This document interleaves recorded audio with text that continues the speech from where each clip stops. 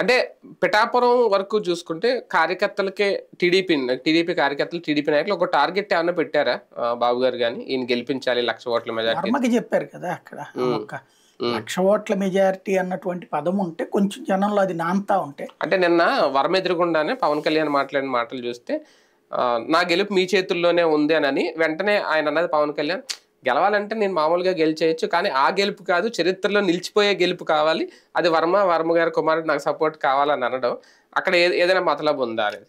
అప్పుడు నేను గెలిచేస్తాను, నేను ఎక్కడ పోటీ చేసినా గెలిచేస్తానంటే ఇక్కడ ముందు ఏంటంటే ఫస్ట్ ఆయన సపోర్ట్ అడిగినప్పుడు మళ్ళీ రేపు పొద్దున్న నెగిటివ్ అనకుండా ముందు అని మళ్ళీ అందుకనే లేదు నేను ఎట్టగానే గెలిచేస్తాను, నువ్వు వచ్చి సపోర్ట్ చేస్తే 1,00,000 తీసుకురండి అంటే నేను మామూలుగా అయితే గెలిచేయగలను, మిగతా 90,000 నువ్వు పట్టరా అని చెప్తున్నాడు అనమాట.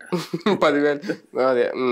ఒక పక్క బాబు గారు కూడా దూకుడు పెంచారా ఈసారి, కొంచెం మాస్ డైలాగులు కానీ లేదంటే ఈయన్ని టార్గెట్ చేస్తూ జగన్మోహన్ రెడ్డి గారు వార్డింగ్ లో పదును పెరిగింది. ఒకప్పుడు చంద్రబాబు ఉపన్యాసకుడు కాదు, ఈ ట్రిప్ మాత్రం 2019 కూడా మంచి ఉపన్యాసకుడు ఏం కాదు ఆయన, సాగతీత ఇది ఉంటుంది. ఈ దఫా కొంచెం సెటారికల్ గా అగ్రెసివ్ గా పంచుతో సాగదీస్తూ